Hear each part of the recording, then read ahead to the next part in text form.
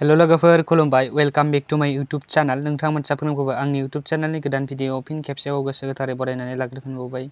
I hope नोंथांमोना इसोरनि अननायाव जोबोर मोजाङैनो दङ।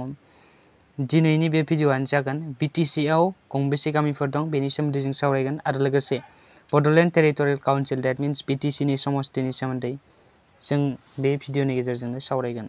तो भिडिअखौ जोबजासिम नाय अब्लानो बुजिगोन। स' भिडिअखौ स्टार्ट खालामनायनि सिगाङाव आंनिफ्राय मोनसे खावलायहरनाय, नोंथाङा जुदि थारैनो सासे बर' सुबुंब्ला आरो नोंथाङा जुदि BTC थामहिनबा बड'लेण्ड टेरिटरियेल काउन्सिलनि सिङाव थानाय सासे बर' सुबुंब्ला नोंथाङा आंनि बे भिडिअ चेनेलखौ साबस्क्राइब खालामनानै होलांगोन। ओके देन बिदिब्ला थौदो जों भिडिअखौ स्टार्ट खालामनोसै।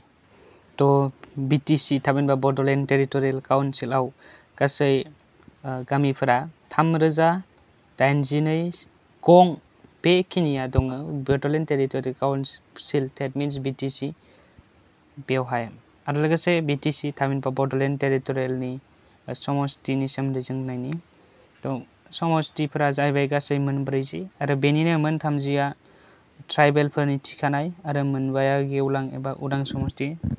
थ' बेखिनियानोमोन दिनैनि भिडिअआ। नेक्स्ट भिडिअ थाबैनो लोगो मोनगोन। जय बर' हारिनि जय।